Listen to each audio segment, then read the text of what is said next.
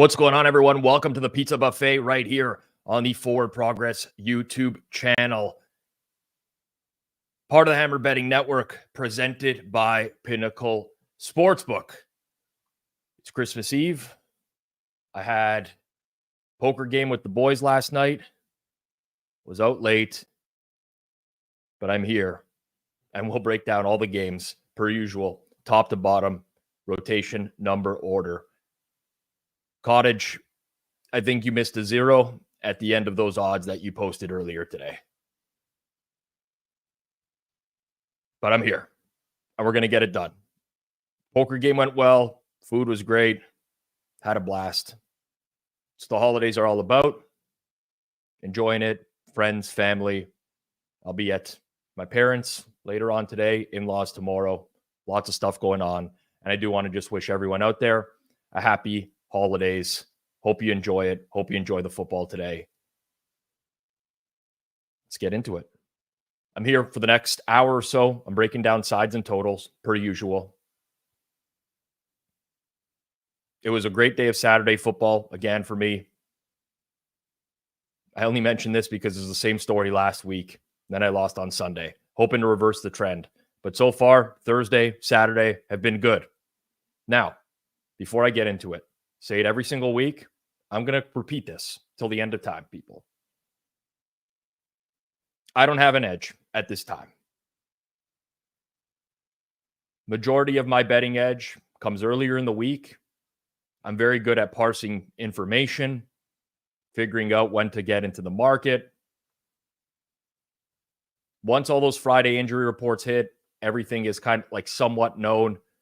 There's many, many people out there that are betting better at pricing NFL games than I am. It's important to be real, know where your limitations are. So for those of you who are following, I preach this every single week. We have a lot of content here on Forward Progress over the course of an NFL week that's going to help you beat the closing line. A lot of the stuff we gave out earlier this week, especially on the Best Bet show, beat in the closing line. Do yourself a favor, bet earlier in the week as much as possible. If you're betting on Sunday, it's very likely that you don't have an edge either. Not saying that to put you down or anything like that. I'm just saying it to be real with you. So just be cognizant of that going forwards. Now, if your expectation is not to win in the long run, you just want to have some entertainment on a Sunday, by all means, go for it. Joe does bring up a good point. Yes and no. If you're playing your like Wong teasers on Sunday, you want to, you can use the efficiency of the market to gain some edges. However, talked about this before. So many people wait till Sundays to play their teaser. If you're generally good at beating lines, and you're beating lines regularly in the NFL, just play your teasers earlier in the week, because you're just waiting for the market to shape up and be efficient on Sunday, and then you're losing like a point or two of value in a lot of games. So generally speaking, yes, if you're going to use like a Wong teaser strategy and you want like the truest number, go for it. But that's not always true. Keep it going here before we get into plays. Couple things that I need from all the nails in the chat. If you haven't done so already, smash that like button down below. Goes a long way on Sunday mornings, especially for YouTube. A lot of people liking this stuff. YouTube says, hey, a lot of people liking this stuff. Let's serve it up to other people. So please smash that like button down below. If you're new here, you've never seen this before, well, watch a show today. If you like it, hit that sub button down below. And click on bell notifications as well. You get notified every single time that we go live here on Forward Progress. If you can, share it out to friends. I know it's Christmas Eve, but if you enjoy the content, let other people know about it. Last thing of extreme importance here. It's the holiday season. You may have bought some gifts for the significant other, for the kids, whoever else you bought gifts for. Some people might be feeling the pressure. I got to win that money back. Dropped $500 on this Dyson blow dryer for my wife. Got to make that money back today. Don't think like that. Please play responsibly. Cannot preach it enough, especially on Sundays, but at all times. Never bet more than you can afford to lose, especially this time of year. People really feel the crunch. Don't bet outside of your limits, plain and simple. The single biggest mistake you can make as a bettor. I preach line shopping here on Forward Progress and in everything I do. It's one of the most critical aspects to betting. Today, I'll lock in prices or lock in bets against Pinnacle's numbers. You'll see as I bring up the odds on screen, Pinnacle very often has the best price on a side or a total in market. If you're serious about betting, Pinnacle has to be one of your sportsbook accounts. Bet smart, bet Pinnacle, your trusted sportsbook for the past 25 years. If you do sign up to Pinnacle in Canada, use code HAMMER. You must be 19 plus, not available in the US. And as always, please play responsibly. I see a lot of you in the chat. Lots of comments about the hat today. Usually I'm up early. Usually I'm up at like 8 o'clock Eastern on Sundays. Just doing stuff that I need to do. I got home at 4:30 in the morning last night. The early morning was not a thing. Hair is in shambles. Hard bedhead. Hat had to go on. I don't have a Christmas hat. If I had a red hat, I'd put it on. I also have a Dallas Cowboys hat, but I didn't want to be too much of a homer today. Anyways, I think it kind of looks okay. Shapes my head very nicely. This is the closest thing I have to it. This is actually red. I don't know. It really comes out as orange on the camera, but it's very clearly red over here. Could be the lighting, whatever. All right. I see a lot of comments about returning wife's gifts. Kind of funny, but also not funny if taken seriously.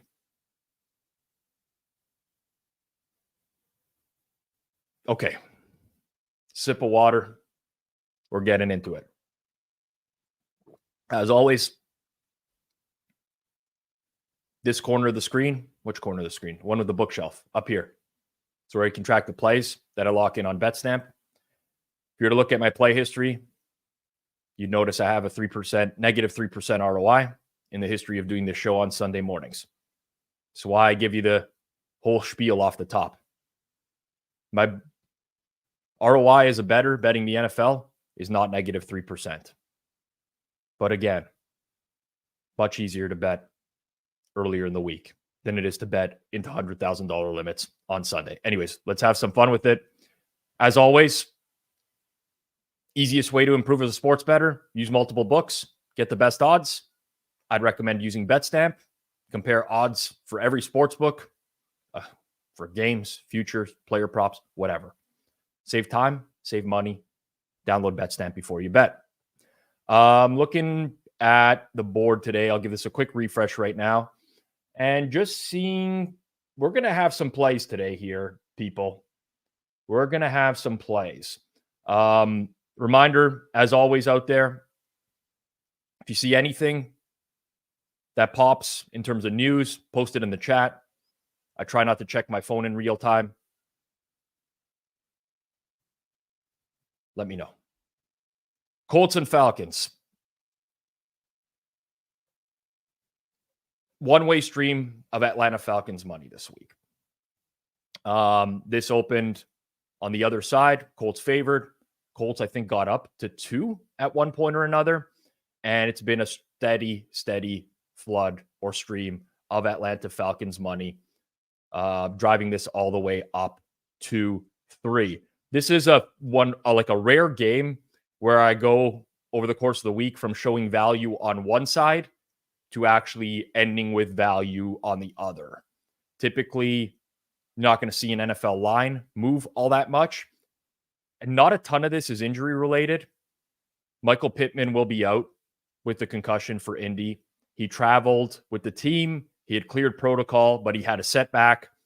And the Indianapolis Colts receiving core, outside of Michael Pittman, frankly, is not the greatest. You got Alec Pierce, you got Josh Downs, DJ Montgomery. I don't even know who else is there after that. But I do think that this number has gone a little bit too far. So at +3, -109, we're going to half bet $50 on the Colts. Not much more room here. I'm basically looking for like a +3, -110 in that range. There's a few books out there that have it. But this is sort of the buy point for me, where I think that we've now gotten swung on the opposite end of the spectrum too much. Atlanta, we still don't know about Caleb McGarry, the right tackle. He missed last week with a knee injury, as did their right guard. They get the right guard back today. Same with the issues on the defensive line. David Onyemata, who's been out with the ankle injury, questionable today as well. Those could swing things one way or another. I'm kind of including both in like a 50-50 in terms of the price. But this is a strong matchup for Gardner Minshew in terms of the way that Atlanta plays defense. They play cover 6 at a 20.3% rate. That's the third highest in the league. Minshew, top 5 success rate, top 5 EPA against cover 6 defenses. If you generally look at Gardner Minshew and where he struggles, it's against cover 3. Over the course of the year, teams that employ a lot of cover 3 have been able to rattle him. Teams with good pass rushes, same thing. In outdoor environments, same issue. None of that really applies here. Atlanta plays a very low rate of cover 3, 33%. It's well below league average. They don't generate a ton of pressure. You have Minshew indoors. I think that's enough to at least keep Indianapolis in the game.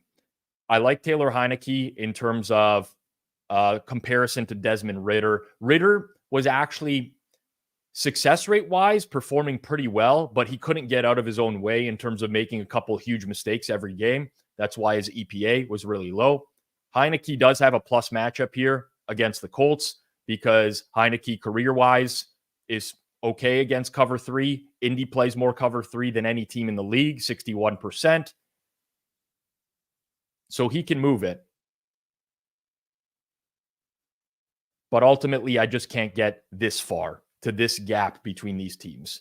You could talk about it being a big game for the Falcons, playoff hopes on the line. It's a huge game for the Colts as well. They're right in the mix of the playoffs as well. So I'll grab that +3. I don't necessarily think like this is true. Taylor Heineke worth a 5-point swing. I thought Atlanta was going to draw money no matter what, honestly. Especially after that early move. I mean, I would have bet Atlanta if it stuck around a little bit longer, but it didn't, and then it just continued to drive out to the point where we're at right now.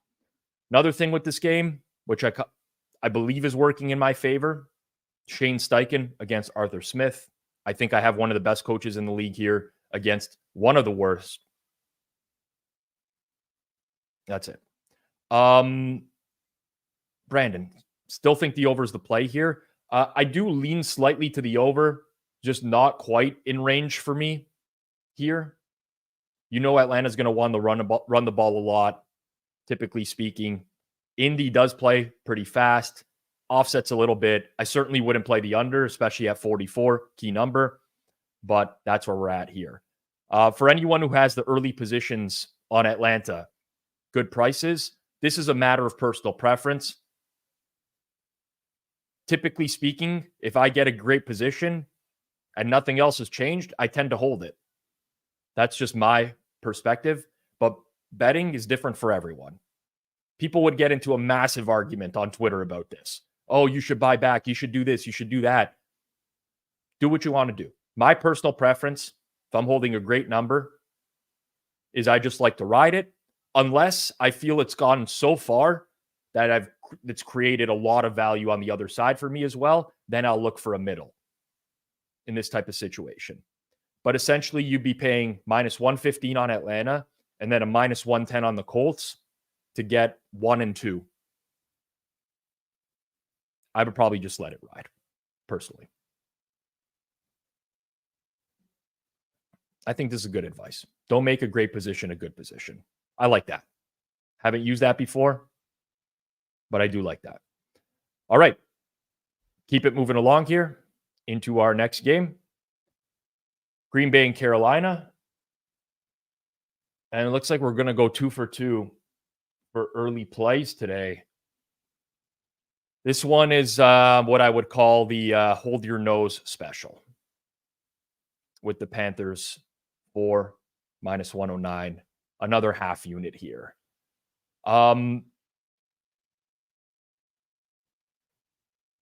Where to start? Okay, let's start with the injury report.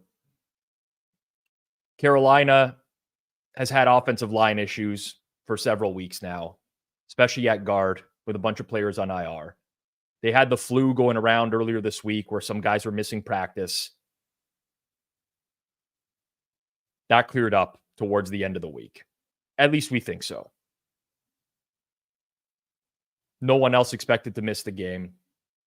With Green Bay, all these injuries are adding up. Now, there's a lot to parse here with the Packers. We do know Christian Watson is out with a hamstring injury. That's the big one for me offensively.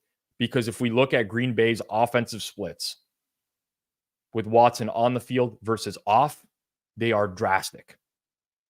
They lose their big play receiver. And they basically go from being an above average offense to a bad offense. You have some other positive upside. Jair Alexander got in 3 limited practices. We'll see what his status is today with the shoulder injury. Rudy Ford, limited on Friday with the back injury. Darnell Savage, who they activated off IR a couple weeks ago, still out, still not ready to play. Devondre Campbell is out in the linebacking core. Their nose tackle, TJ Slayton, went 3 times limited practices this week with knee injuries, foot injuries. There's a lot going on here for the Green Bay defense. Now, the issue with the Green Bay defense in recent weeks has been explosive plays. They've allowed the second highest explosive play rate in the entire league for the last 3 weeks. Almost doubled what they did the 3 weeks prior to that. You look back to last week, Tampa Bay, 12 explosive plays against the Packers. Carolina is ordinarily not the offense that's going to beat that. I'm not a big fan of the Carolina offense in general. But last week, bad conditions against Atlanta, if you go back and watch that game, they actually did try to stretch the field a little bit more. And it actually resulted in their best offensive output in a long time. They didn't score a touchdown. The offense is still bad. It was only 4.5 yards per play.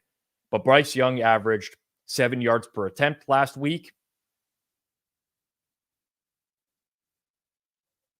And they were a little bit more competent. Ultimately, I don't see enough separating to warrant this spread right now. The market has moved towards Carolina. I saw something about, the number was 5.5. Pass at the current number. Honestly, I can understand that, but you're losing 5. You're not really losing a number that's of significant importance. This is sort of my cutoff in this point here, the 4 -110 range, and not any further than that. And I hate betting the Panthers. Don't get me wrong. Especially when I'm feeling tired and hungover. Early game, Carolina. Ugh. But I do believe that this is a valuable position. Keeping it going. Browns and Texans. We're up to 3, -102 for the Browns at Pinnacle. Total is at 40.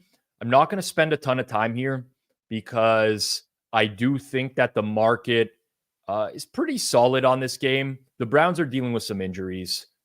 Be very important to see if Joel Bitonio, their left guard, plays today. He got in a limited practice on Friday. He left last week's game with both back and knee injuries, which is being listed as right now. That's a big one for them because we know what Cleveland has suffered on the offensive line this year. Defensively, some injuries for them as well. Their middle linebacker, Anthony Walker. They have issues at safety with Grant Delpit on IR. Juan Thornhill out again this week. On the other side of things, Houston, a mess. Obviously, we've got to talk about CJ Stroud not playing. That sounds like a bad concussion. Like, a lot of these guys turn it around in 1 week, but sensitivity to light, that's a tough one. Offensive line injuries, Tank Dell on IR. They do get Nico Collins back today. All sorts of injuries on defense. Tough game. I think this is lined pretty accurately. Big thing for me here, Case Keenum last week. I talked about this maybe a couple times this week in content that I did. Houston, Tennessee. I bet the Titans last week. Good number. Very frustrating loss. Pro Football Focus credits Case Keenum with 4 turnover-worthy plays last week. I personally counted 5. I think this is a nightmare matchup for him, generally speaking. The Browns defense, you can talk about the home road splits. There might be something there. They haven't traveled all that well. But Keenum, to me, is not NFL caliber anymore. Doesn't have the arm strength. Throws into coverage. Got away with it quite a bit. I don't know that he necessarily is going to replicate the limited success he had last week against a very, very, very bad Titans defense against Cleveland this week. On top of that, I'm not sure that they're going to have the help of a running game because they just haven't all year. They mainly run a lot of these man duo concepts with a very low success rate, 32%. If we look at Cleveland's defense, not great against that, but they only give up 40% against that type of running concept. And that's like kind of the worst for Cleveland's run defense. So I'm just kind of here. I think Cleveland 3 is fine. If I were to play the total, it would be towards the under, even though Flacco is slinging it downfield a little bit more nowadays. I mean, 250 yards and multiple touchdowns in all 3 starts for the Browns. You don't get that, typically speaking, with a guy coming off his couch. Now against the defense without Will Anderson, Malik Collins banged up, Blake Cashman is out, Denzel Perryman is going to play, banged up as well. Safety issues. I'm fine with this number. All right. Keep it going here. Seahawks and Titans. Very, very similar type of handicap here for me. There's really a lot that I wanted to do in this game. And I mean, just waking up today or looking at the lines right now, I feel like the pricing is pretty accurate here. Seattle goes all the way out to 3-point favorite. I think they crossed at one point, a little bit of a buyback on Tennessee. Totally understand that. Total's been hovering in this 42 range. If it weren't Pete Carroll and Mike Vrabel on the sidelines for this game, I would be unloading on the over. You upgrade at quarterback for Seattle with Geno Smith coming back. And like Drew Lock, okay, led them to the victory last week. He didn't really do much for the vast majority of the game against a bad secondary outside of that final drive. You get an upgrade at quarterback for the Titans and Ryan Tannehill. At least from a success rate perspective, Levis is much higher EPA than Tannehill, but much lower success rates. So with Levis, it's very boom or bust. With Tannehill, you kind of know what you're getting.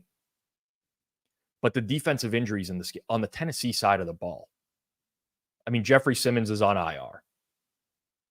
You have a couple inside linebackers out. Jack Gibbons, a depth linebacker, Luke Gifford, those matter. The secondary is a mess. With Christian Fulton on IR, Caleb Farley trying to come back from a back injury. He's out again. He was on the PUP list for most of the year. Now Sean Murphy-Bunting out as well. Starting safety Kayvon Wallace. It's bad. I just do not trust Seattle enough to attack this defense. It would almost be a blessing in disguise if Kenneth Murray didn't play with the shoulder injury, because I could see Seattle throwing the ball a little bit more. That's really the way to attack this team. But both these coaches want to get their running backs the ball like 25 times in a game. So again, matchup perspective, you look at all these defensive injuries, first inclination for me is bet over, but then you realize the styles that these teams want to play. Pete Carroll's actually been okay in some fourth down decision-making this year, but these are the teams that get to like the opponent 45-yard line, it's 4th and 3, and they punt and they try to trust their defense, even though neither team has a good defense. But Geno Smith, we know he struggles against man. We know he struggles against cover one. Tennessee just doesn't have the corners to shut down these Seattle wide receivers. And if you look at Tennessee's defense, they don't deviate a lot from these league average schemes, like league average rates of running these schemes. It's a fine matchup. So, I mean, I'm just kind of in and around this price, very small lean to the over, but ultimately couldn't get there. Just couldn't get there with the coaching staff, 2 defensive guys, rooting for them to make proper decisions to get you the over is a bit of a challenge. Okay. Jets and Washington. I've heard a lot this week. I consume a lot of content as well in the space. I think that's kind of important when you're doing your content yourself to see what else is out there, what the general vibe of stuff is. I don't care about it from a betting perspective. But one thing is like people just skip over this game because they're like, it's Washington, the Jets. Neither of these teams has anything to play for. Why would you bet it? Type of situation. With the price that Pinnacle has right now, it's a bit of a standalone price at the -3 plus 103. But I think this is playable on the Jets for, I guess we could go a little bit more than a half unit here, like $65. Now, actually, you know, these -3, -105s are fine as well, but like that's the absolute floor cutoff type of situation. I get it. I understand the thought of laying 3, Trevor Siemian. Believe me, you don't have to tell me. You don't have to tell me. Washington's O-line is a disaster. They lost Sadiq Charles, their left guard, earlier in the year. It must have been like 4 or 5 weeks ago now, to a calf injury. Now they lose their left tackle, Charles Leno, their center, Tyler Larson. Brian Robinson out in the running game hurts as well. But you have a quarterback in Sam Howell who holds the ball for years behind a horrible offensive line against a very good defense. Now, that's not to say the Jets don't have defensive injuries on the defensive line. John Franklin Myers, 3 times DMP this week. I don't think he's going to play. Quentin Jefferson went on IR with his hip injury. So it's not the same Jets defense, but the corners match up really well. If you look at this season, Sam Howell against cover 1, the Jets play a lot of it, top 5 rate in the league. Howell has had some explosive plays against cover 1, but his success rate is horrible. Overall, this is like a really bad matchup unless he can hit some shots downfield. But he's like, that's becoming less and less and less in recent weeks because they don't have the offensive line to hold up for a long period of time. How do the Jets score points, though? Very easy answer. The Commanders' defense is terrible. Trevor Siemian, I know he was behind Tim Boyle on the depth chart, but to me, is definitely better than Boyle. Maybe not Wilson, but if you look at Siemian historically, very solid against cover 4 relative to other defenses. There's a large sample on this. So against quarters, he has a 50% success rate career. Washington plays that at a top 5 rate in the entire league. But this is just about the Washington defense. This is a bad football team. Bad. They started their 5-game losing streak in week 10.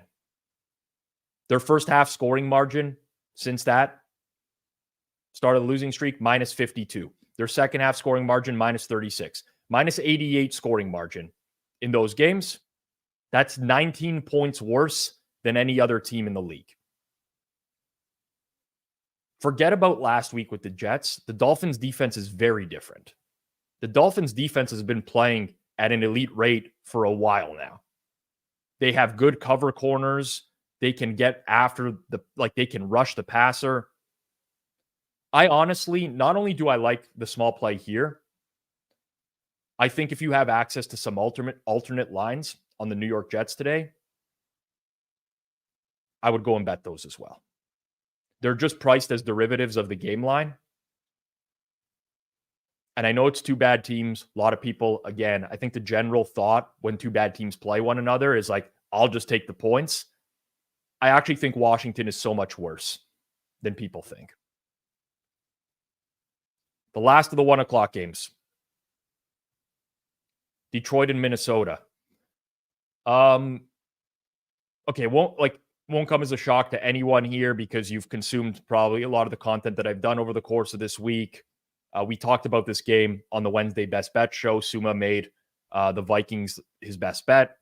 I talked about this a little bit on the show, plus you bet as well. I really like the Vikings. And I could never get to the numbers that were there earlier in the week. But now it's not earlier in the week. It's different. We've moved. I still, with my number on the game, have an edge on Minnesota at this price, at plus 2.5, 102. Technically, and I will, because I have an edge, lock this in before the end of the show today. But I don't think, I did this on Circles Off a few weeks ago when G-Stack George was in studio with me. Talked about market timing, right? There's not really a ton of upside in betting the Vikings right now.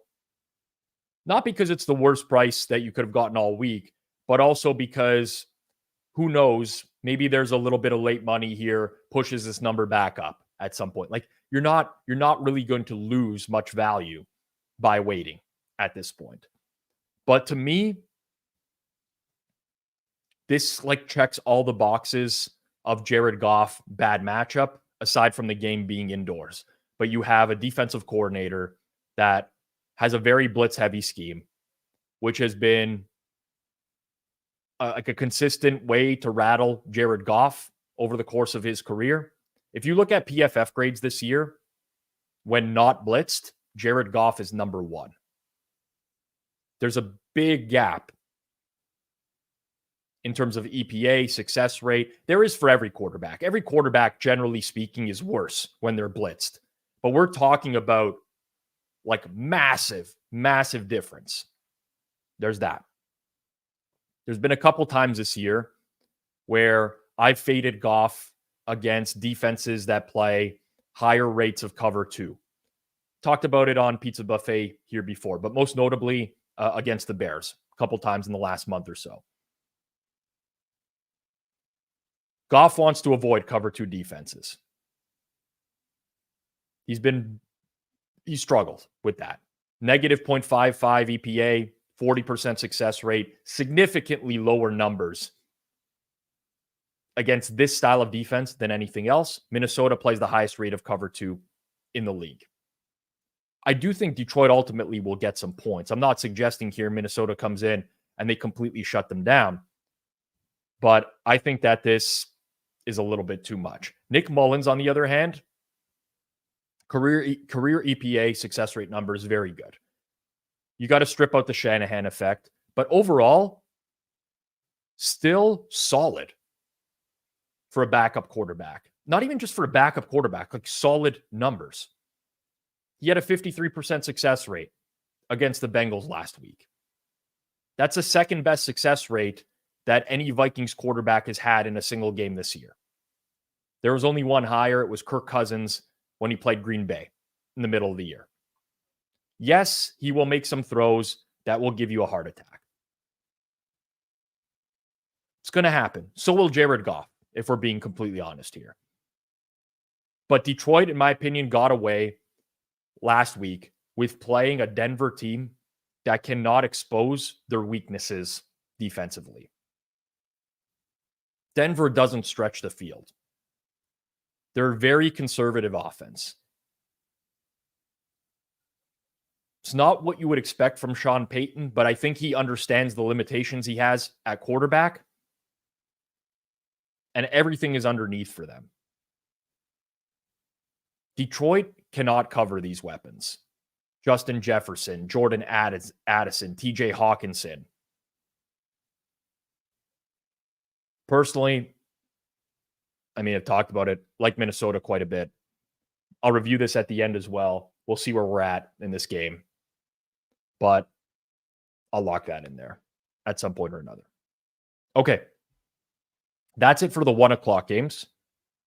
3 late games, beginning with the Jags and the Bucks. Trevor Lawrence is playing. 2 DNPs, then he clears protocol. Don't even get me started on protocol in the second half of the year. It's actually kind of hilarious. It's like the most classic NFL thing ever, but like, we're taking concussion so seriously. First half of the year, you basically got a concussion. You were never playing again in the next game. Now, all of a sudden, everybody's clearing protocol in the course of a week as the games become more important down the stretch.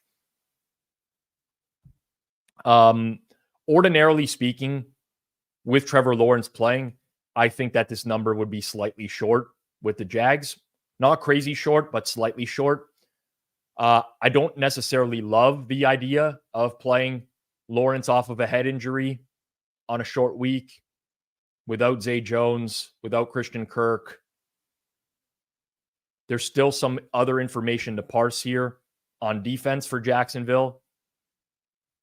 Their cornerback, Tyson Campbell, who's been out with a hamstring injury, got 3 limited practices in this week, probably playing. Same thing with Andre Sisco. That's a big boost for their defense. On the other side of things, Tampa Bay, who has been decimated on defense in the secondary, especially for a while, will now have their cornerbacks healthy, Jamel Dean and Carlton Davis. Is it going to make them a great defense? No, it's not. Their linebacking core, fairly healthy. Devin White back. Antoine Winfield had a calf injury on Friday and went DNP. That's one to monitor. But this is the healthiest the Bucs defense has been in a long time. It's a neutral matchup for Baker. I like playing Baker against heavy cover 3 teams. Baker's been good this year against most schemes, just looking at it right now. Jacksonville does play about 46% cover 3. He might have some success through the air there. But you're also kind of buying Baker at like a high point off of that Green Bay game last week where he looked unreal. It was one of the best games of the year. In terms of Jacksonville, it's kind of absurd when you think about it. I saw this via True Media this week. But if you recall to Baltimore last week, they scored 0 points on 3 red zone drives. They fumbled. They had the moronic play before the half where time expired, and then they had a turnover on downs later on in the game. They have had 26.8% of their red zone drives this season where they didn't score. No touchdown, no field goal. Basically 27%. That's the highest rate of any team since the 2017 Cleveland Browns, who went 0-16. So I do think that this is like probably the dip for Jacksonville at this point. The situation, though, just doesn't suit up well for me with quarterback coming in on a concussion who got 2 DNPs this week. It doesn't sit well with me. Ultimately, pass of a game, but at current price, I would lean Jacksonville. Dallas and Miami. Dallas money this morning brought this number down. Total has seen a one-way stream towards the under. This is a challenging game. I think the spread number is kind of fine. Total, I think, is a slightly low. And this is assuming Tyreek Hill's going to play and Zach Martin is going to play. But we don't know these things as of yet. And it wouldn't be a great look for me to recommend going off of the imperfect information when you can just wait until later. Now you're going to wait and the market's going to react accordingly based off of that information. But with Tyron Smith out at left tackle, the Cowboys can ill afford to have Zach Martin out as well. That's a real problem. Jonathan Hankins being out on the defensive line for Dallas. Jonathan Hankins is not, Hawkins, he's not even a great player. But they're just struggling to plug in anyone at defensive tackle that can help them in any way. Mazai Smith has been a huge bust for them, their first-round draft pick this year. We know Miami's got a lot of interesting running schemes, right? With Hankins on the field this year, the Cowboys have given up 4.1 yards per rush. When he's off, 4.4. When he's on the field, 33% of opposing rushes have gone for 5 yards or more. When he's off, it's 42%. It's a big difference, and it matters. All that adds up. Now you have injuries on the other side of the ball as well, especially on the Miami offensive line. Robert Hunt is out again. Remember, it's thin. Connor Williams is on IR. Austin Jackson left last week's game with the oblique injury at right tackle. He was limited on Friday. You have beat-up players in the secondary, Javon Holland, Xavier Howard, Elijah Campbell. I expect them to play, but that's also a beat-up team on the other side of the ball. This, to me, is very close to a coin flip type of game. I say that as a Cowboys fan rooting for the Cowboys. But without the Tyreek Hill and Zach Martin information, there's, to me, nothing you can do here. If we get both of those in, I think 48 is slightly short in terms of a price, where we've moved a little bit too much. I think at one point this was over 51. I think we've come down from 51.5. That's a very substantial move. Not saying it's not justified with offensive line injuries on both sides of the ball, but you have a full week to prep and game plan for those. You have a team in Dallas who likes to play a lot of man, who's probably going to give up some explosive plays to this Miami offense at one point or another. Also, Dallas's offense capable of generating explosive plays as well. Go Cowboys. I don't think I can handle G-Stack this week if Miami wins this game. I don't know that I can go on personally. Arizona, Chicago. If you tune into the Wednesday show, best bet show, you'll know my best bet on this game was the Bears and Cardinals under 44. That has moved substantially. I did give my cutoff price specifically on that show, and I would no longer play this under. I think it has moved to where I believe it should be. A little bit of bad news since that show in terms of starting corner Garrett Williams, being out for Arizona. Antonio Hamilton, 3 times limited practice, expected to play. But I'll just reiterate here, I don't even have to reiterate why I like that under. It's out of price range right now. I think this is just all around a fine market at this point. I can understand the appeal with Arizona in terms of a lot of people not wanting to lay the points with Chicago. Chicago's in a very different role now, where they were expected to cover a lot of games as underdogs. They fared well in that role. Now they have to win by margin. I do really think the Bears defense is very good, though. Arizona's run concepts, in my opinion, are not going to be all that successful against this Bears front seven. For Kyler Murray, he's a guy that wants to face more man, cover one, especially this year. Chicago rotates a lot of cover 2 and cover 4 into their heavy zone scheme. That's been kryptonite for Kyler Murray this season. Just doesn't have the weapons offensively with Marquise Brown out as well. So personally, I think this number's fine all around. as is. All right, Sunday Night Football. This, for me, has been the biggest whiff. I'm an idiot. I'm like Rob Pizzola, idiot. I honestly never thought this game was going to even hit 7, let alone get out to 7.5. My number is substantially off from this. Now, it was a bad New England injury report this week. Technically speaking, we have no friggin' clue who's going to play for New England on a weekly basis because they list half the roster as questionable. We know Ramondre Stevenson is out. We know Juju Smith-Schuster is out. We know Hunter Henry is out. By the way, I don't mind Pharaoh Brown anytime touchdown. Just throwing that out there. Current price ranges are fine. We know that Jabril Peppers is out at safety. Jonathan Jones is on the injury report. Jawan Bentley. You know, there's, in my opinion, a little bit too much of a narrative being spun about New England having to go across the country Christmas Eve. They're away from their families. How could they get up for the game and whatever?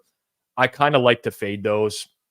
I'm not suggesting that that can't be true, but ultimately, I'm just like, in terms of football matchup, I get what the Patriots are. I get that they struggle. I think if the Patriots can score 14 points today, I mean, 20, if they get 20 plus, I'll be floored if they don't cover. But in the 14-ish range, I like that. I'm going to play a full unit, $100 on New England plus 7.5 minus 112. So I guess that's going to kind of like make or break the day for me here on Forward Progress this morning. But I mean, the New England defense is really good. Like, it's been really good for a while now. They're very, very, very good at stopping the run, which in my opinion, if Denver can't run the ball, their ceiling is very low in offensive output. The style of defense New England runs in terms of pass defense with the zone, lots of cover 2 and cover 3 looks. Russ has been very bad, both EPA and success rate wise, against those looks this year. I actually have Russell Wilson's expected success rate to be the second largest drop of the week in terms of this style of defense relative to a league average defense. I know that there's some people who think it's like a good buy point on Denver after getting blown out last week. But to me, I mean, this has kind of been the MO for me this year. Denver's in a role where they have to win by margin. It's not just like I'm fading them having to win by margin, but I can't get there with these prices because the offense is just not that explosive. So I get the hesitation with New England. I totally understand it. But I've liked this all week. And I'm just not here. I'm just not anywhere near this number. Okay, that's it for today's games. I'll do a quick run through of tomorrow's games. I'm not going to break them down one by one, but I'm not on air tomorrow during the day at least. I am on air tomorrow night. Ravens, 49ers, Christmas night, live watch along, 8 o'clock Eastern time. Join me. If you're not doing a Christmas dinner, in my family, we do more of like a Christmas lunch type of thing, whatever, to each their own. Spend time with your family over joining me. But if you're going to watch a game, join me tomorrow night here, Forward Progress. If you haven't seen a live watch along here on Forward Progress before, they're a blast. I can assure you. A lot of people in the chat right now would probably vouch for that.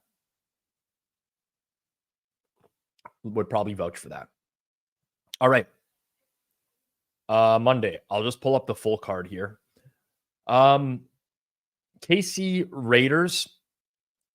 We're at 10.5 and 40 right now. Kind of fine with those. I mean, ever so slightly lean Kansas City, but I would need a 10 in order to bet Kansas City in this game. I honestly don't think those are coming back. Raiders' performance last week, like just an anomaly, I would say.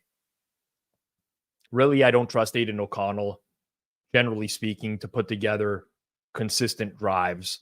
The style of defense the Raiders play, in my opinion, is very conducive to what Kansas City is good at doing, which is like methodically moving the ball down the field, unless Kadarius Toney just bats a ball into the air for an interception, which he seems to do like once every other week. But I mean, I honestly just kind of expect the replicate of when these teams played in Las Vegas about a month ago. Not necessarily that it's going to be 14-0 for the Raiders to start, but that the Chiefs can just kind of march down the field in this game. Giants and Eagles, I don't really have an opinion here. You by now, you know what I think of DeVito. I don't know, like when this, like, I guess because they won 3 straight games, people just got really excited. But anyone who actually watched those games, like outside of the scripted drives in the early going, DeVito's terrible. He's terrible. He only has a positive EPA per play against cover 2. The Eagles play cover 2 just 7% of the time. They're not going to mix it in a whole lot. He takes a ton of sacks. He's been sacked 5.4 times per game in his 5 starts. That's the most by any player with 5 or more starts in a season since Kevin Kolb in 2012. I know the Eagles are struggling, typically speaking. People don't want to lay big numbers with a team that hasn't gotten together. And I understand that as well. But I'm just like dead zone here. Dead zone. Ravens and 49ers. A little bit of Niners money again. There are some injuries to take note of in this game. And I actually think the over is playable at the current market price of 47,101. You can get 46.5 in market. It's basically the equivalent of that 47 number, 47 being a key number and it dropped. Talked about this total this week when I was on with Ken and Nick on You Better You Bet. But the likelihood that we would see the number come down was high. Hold out. We've kind of seen that happen. Eric Armstead out at defensive tackle for the 49ers, potentially without Javon Hargrave as well, Oren Burks. The front 7 for the 49ers is thin. One thing I do know about the 49ers is they pretty much score on everybody. I don't think Baltimore is going to be the team to stop them. I think Baltimore's defense is honestly very overrated. They caught a very good run of things early on in the year. Even last week against Jacksonville, how many things got to go right for that defense to not give up points? I think this is a little bit short. So I like the over, and we'll be rooting for the over on air tomorrow night. Quick recap so far of what we got here. Played Washington, -3 plus 103, $65. Carolina for $50. Colts for $50. New England for a full unit. And as promised, I'll go back through the board, but I will lock in Minnesota, Price got slightly worse by a cent on the money line. A few cents actually on the spread. But the reality is I do have an edge on this Vikings number, even though it has moved through 3. Again, I highly preach betting earlier in the week. But if I had nothing on Minnesota right now, I would bet them. So let's do it for another $50, a half unit here. Reviewing the games quickly, top to bottom, and then I will answer any questions that we have, as we do have some inactives here. Okay, let's see what we got. Packers, Jair Alexander's active. Expected. He had 3 practices. Joel Bitonio is a big one here for the Browns. Everything else kind of expected. Bitonio being there, big for an offensive line that has several injuries. Okay, quickly back to the board. I mentioned it. I just think this Colts number moved a little bit too far. Small lean to the over. Nothing crazy there. Played the Panthers. Again, it's just a Christian Watson injury and what this offense has done in terms of splits when he's been on versus off the field scares me to death to bet Carolina sometimes. This defense, though, has been very good at home this year. I think it's a little bit too big. Cleveland and Houston, nothing really going for me here. Should this come up, I mean, what's the buy point for Cleveland again? It's like plus 106 on the -3. Small lean to the under. Seattle, Tennessee, I think this number's fine. I understand the interest for the over, all the defensive injuries. I get it. I just can't get behind these coaches in terms of moving towards an over in this game, but that would be the way I played it if I had to play something. Locked in the Jets, locked in Minnesota, Jacksonville, Tampa, nothing for me. At the current market, I would lean very slightly to Jacksonville, but nothing there. Miami, Dallas, monitoring injuries in the late game today. If we get Tyreek Hill and Zach Martin in, I think this over 48 is good. Arizona, Chicago, complete pass at the current market prices. Pats, Broncos, as I mentioned, I do like the New England Patriots in the hold your nose special. If a market moves against you like New England has, do you increase your bet size or decrease it because you might have missed something? I think it's very important to generally respect the market, right? Especially game day moves. Like the closer you get to game time, the sharper the bettors that are going to enter that market. But it's also equally important to trust your numbers, especially when, you know, you've back tested your numbers, you've had success for years. The honest answer to this question is it depends on the circumstance. There's no one set rule for me here. I personally did add some to New England, but there's arguments to be made both ways. If you continuously face market resistance, you have to understand that somebody or multiple people who are betting influential money on the game are opposing you. And that's okay to happen every now and then, and you might vehemently disagree. In this instance, I just vehemently disagree. Some decent teaser options today. Just looking at the board here, I guess depends on what you think. Minnesota, sure. I mean, depends on where your sportsbook numbers are at, I would say. Total with Hill, without.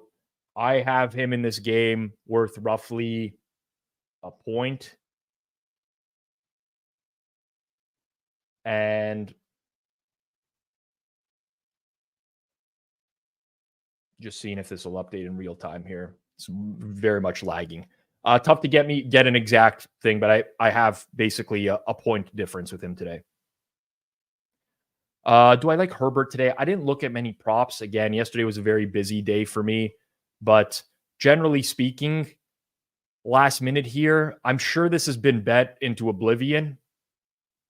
If anyone who watches the watch-alongs, I do regularly. I do give out props like 15 minutes before the show. I find a lot of these props tend to overmove.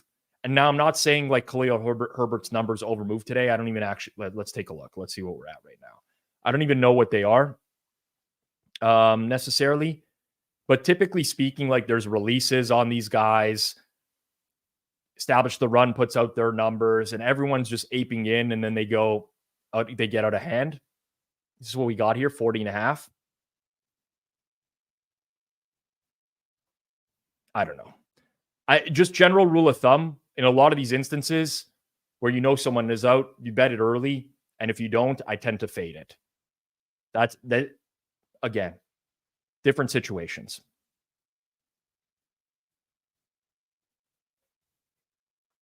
Yeah, sorry, John. If I bet the Jets against Washington. King Henry anytime touchdown today. Let's see what we got here for odds. I mean, they will force feed him, even though he had a horrible game last week. So again, another thing with like this type of market, right? I hate playing, like Pinnacle has the best price or one of the best prices here, at least at plus 103. I would definitely look for a plus money over, generally speaking, but I hate playing anytime touchdown scores at the top of the market. Here's why. The VIG on this market is massive. Even if you're line shopping, okay? This is still a heavy hold market. The total in the game is low. It's 42.5. It's nothing crazy. Like it's extremely rare that you are going to get a valuable bet on someone at the top of the board. Typically speaking, you're going to get valuable bets on guys who like are basically going to get a higher workload this week and the prices have not been adjusted off of previous weeks. So when does that typically happen? Okay, maybe like wide receiver 2 or 1 is out for a team, and you know someone is going to get a much higher snap count. That's typically how I like to target those markets. Again, it's not to say Derrick Henry can't score a touchdown, because he definitely can. But I don't like to play those at the top.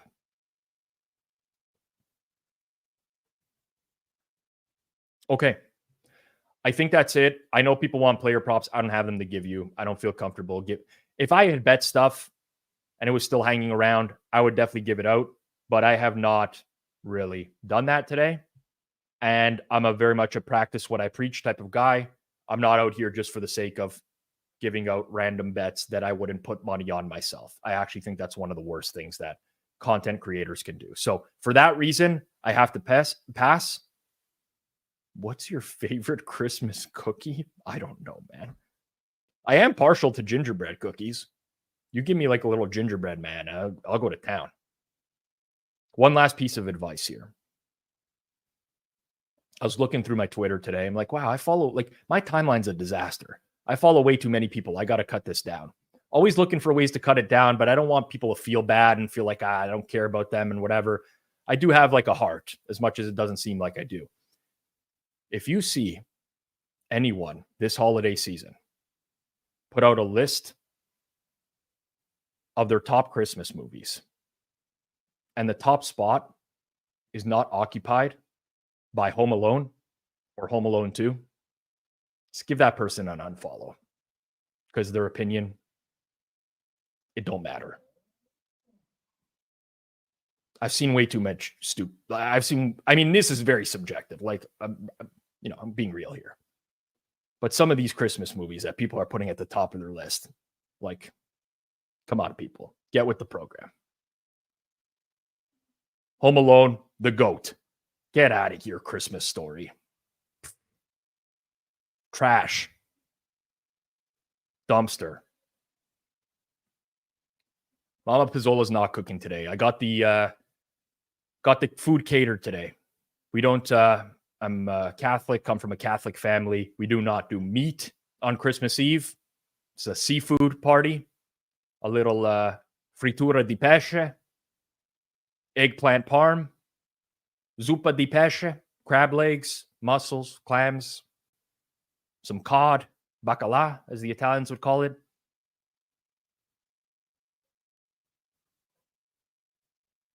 I mean, there's too much It's a Wonderful Life in here.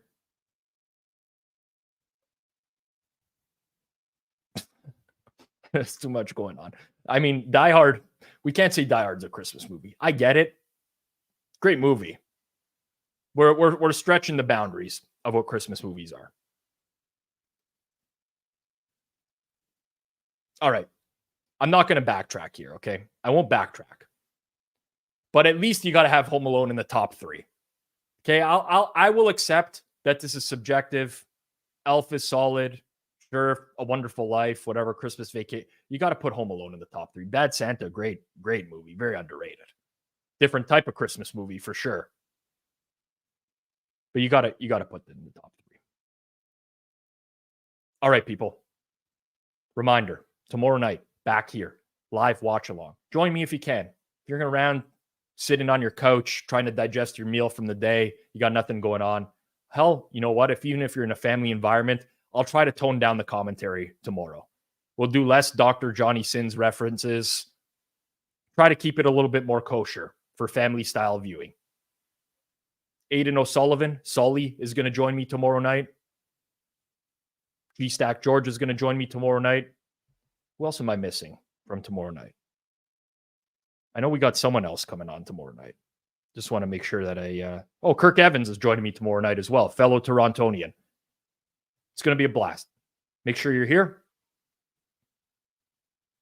Of course, if you're in Ontario, if you're in Canada, why can I never do this? I cannot do this. Pinnacle Sportsbook. Check them out. Use code HAMMER when signing up. Promise you won't regret it. Great product, great odds. Needs to be part of your sportsbook repertoire. Everyone else, enjoy the days with your family and your friends. Don't get too carried away with the betting. there's other more important things in life around this time of year. Happy holidays to everyone out there who celebrates, no matter what you celebrate. I appreciate you all. Thanks to everyone who's been outspoken in the chat. It's been a great year. Hopefully we can end it strong this week and next week. For myself, Rob Pizzola, for my producer, Jason Cooper, behind the scenes, this has been another edition of the Pizza Buffet right here on Forward Progress, presented by Pinnacle Sportsbook. Happy holidays to everyone out there. I'll catch everyone back here tomorrow night. Peace out.